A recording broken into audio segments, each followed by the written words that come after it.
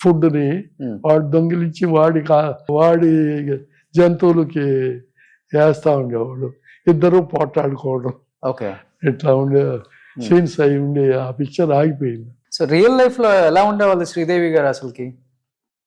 తెర మీద ఆమె మించిన హీరోయిన్ లేదు అసలుకి. అవును. బట్ రియల్ లైఫ్ లో ఆమెకి అది అంటే ఆమె చేంజ్ ఏమైనా వచ్చిందా ఆమె లైఫ్ లో? అంటే నేను పెద్ద హీరోయిన్ ని, ఇలా ఉండాలి అలా ఉండాలి, సో కొంత మెయింటైన్ చేయాలి డిస్టెన్స్ నాకు, అది తన మనసులో ఉండేది. వాళ్ళ అమ్మ ఏం చెప్తే అది చేసేది.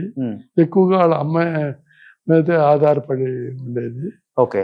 బాంబేలో కొంచెం రేఖతో బాగా సలహాలు అడగటం, ఏది అవసరమైనా కూడా రేఖతో ఫ్రెండ్షిప్ లో ఉండేది అనమాట. ఓకే. సో ఇద్దరు ఇక్కడి నుంచి వెళ్ళారు కాబట్టి తమిళ నుంచే. సో మన జమినీ గణేష్ గారు అమ్మాయి, మన శ్రీదేవి గారు మన తమిళ అమ్మాయి, ఇద్దరు వెళ్ళి బాలీవుడ్ నిలేశారు. ఫస్ట్ హిందీ పిక్చర్ కి రేఖ హీరోయిన్. మీ పిక్చర్ కి? అవును. శ్రీదేవి గారితో మంచి అనుభూతులు అంటే ఏం గుర్తున్నాయి సార్ మీకు? అంత గొప్ప నటి కదా, ఎలాంటి క్యారెక్టర్ ఇచ్చినా గానీ పరకాయ ప్రవేశం చేసి 100% న్యాయం చేయగల గొప్ప నటి అని చెప్తాను. సో రియల్ లైఫ్ శ్రీదేవి అంటే ఏమని చెప్తారా? మీరు దగ్గర నుంచి చూసారు కాబట్టి అన్ని సినిమాల్లో. నన్ను సలహా అడిగింది కానీ ఇప్పుడు చెప్పకూడదు కూడా, వద్దని నేను చెప్పాను. బాగోదేమో మరి. హేమమాలిని ఒకసారి ఎవరికి ఇలాంటి ఇది జరగకూడదు, నేను సెకండ్ మ్యాన్ని పెళ్లి చేసుకోవటం, అలా మిగతా వాళ్ళు ఎవరు అలా చేయకూడదు, చేసుకోకూడదు అని అది కూడా నేను ఆమెతో చెప్పాను, శ్రీదేవి గారికి. కానీ ఆ ఫేట్ అలా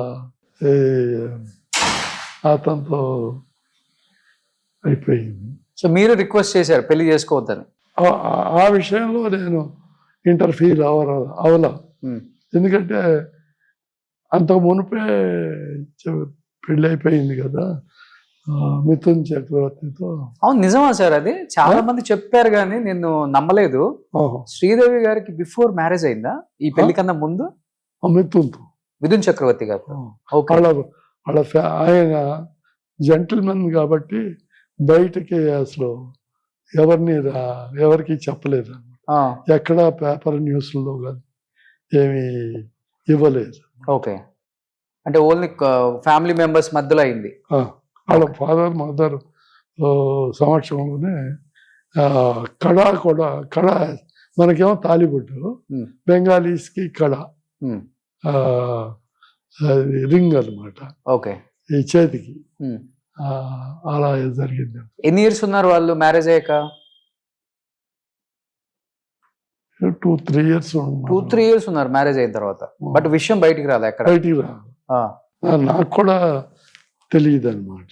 ఓకే. తర్వాత మిథున్ చెప్పటంతో నేను ఆమె లైఫ్ని పాడు చేయదలుచుకోలేదు. ఆమెకి కపూర్స్ ఫ్యామిలీస్ అంటే ఇష్టం, అందుకని సరేనని. అందుకని బోనీ కపూర్ని చేసుకోవాల్సి వచ్చింది.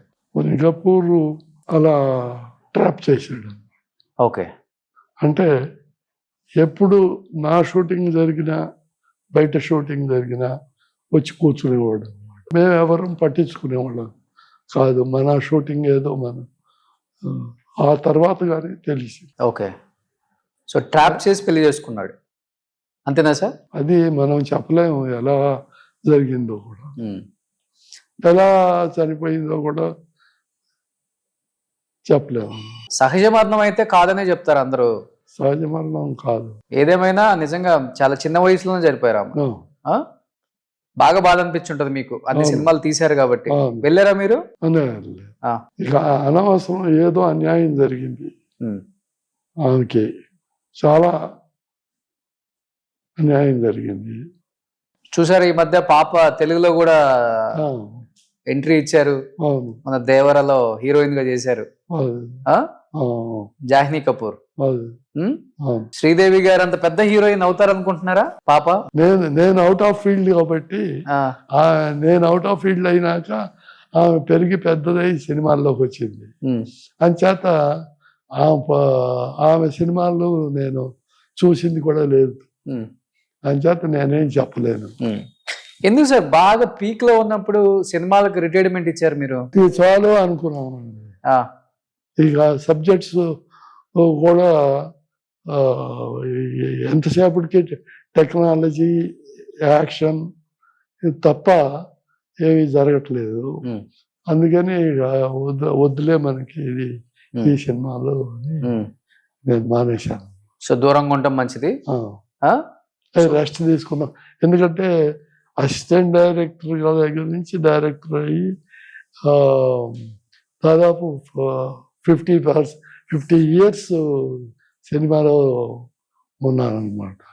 ఆ తర్వాత ఎందుకంటే ఇంకా చేసేది ఏముంది లేదని వద్దనుకుని నా వైఫ్ వాళ్ళు కూడా, ఎందుకంటే టేక్ రెస్ట్, ఎంజాయ్ లైఫ్ ఫ్యామిలీతో అని అంటే ఇక నేను మానేశారు. సో అన్ని రోజులు టేక్ యాక్షన్ కట్ అని ఒకసారిగా రెస్ట్ మోడ్కి వచ్చిన తర్వాత ఫస్ట్ లో కొంచెం కష్టం అనిపించుంటుంది, తర్వాత అలవాటు అయిపోయింది. ఇంకా ఫ్యామిలీ లైఫ్, మిస్ అయిన ఫ్యామిలీని హ్యాపీగా, ఫ్యామిలీ మన బిజినెస్ లో మన అల్లుడు వాళ్ళు ఫిలిం యూనిట్స్ అవన్నీ ఉన్నాయి కదా. ప్రసాద్ ఇద్దరు పిల్లలు కదా, ఇద్దరు. ఒకళ్ళేమో ఎల్వి ప్రసాద్ గారి మనవడికి ఇచ్చారు, పెద్ద అమ్మాయిని. రెండో అమ్మాయిని హైదరాబాద్ లో. ఓకే, వాళ్ళు వేరే బిజినెస్ పీపుల్. సో ఇద్దరు అమ్మాయిల్ని పెద్దింటికే పంపించేశారు.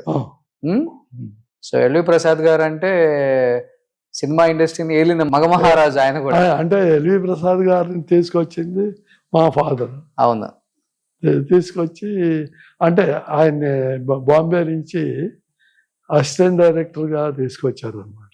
ఓకే, తీసుకొచ్చినాక స్క్రిప్ట్ జరుగుతూ ఉండగా ఆయన యాక్టివిటీ, ఆయన ఇది అంతా చూసి ఆయన్ని హీరోగా చేయమనమని ఫాదర్ చెప్పారు. ఓకే, సో మీ ఇద్దరిలో ఫస్ట్ ఎవరు డైరెక్టర్ అయ్యారు? కె రాఘవేంద్రరావు గారా మీరు? ఓకే, మీ తర్వాత ఎప్పుడు వచ్చారు బ్రదరు? 2 years 3 years పడుతుంది. సో ఇద్దరు పోటీ చేశారు కదా? పోటీ అనేది లేదు, ఎందుకంటే నేను ఇక్కడ ఒక పిక్చర్ 10 days షూటింగ్ చేస్తే బాంబే వెళ్ళిపోయేవాడిని. సో అంచేత పెద్దగా కాంపిటీషన్ అనేది లేదు మాలో. Hope you all like this video. If you like this video, please do like, share and subscribe to our channel. And don't forget to click the bell icon to get all our latest updates.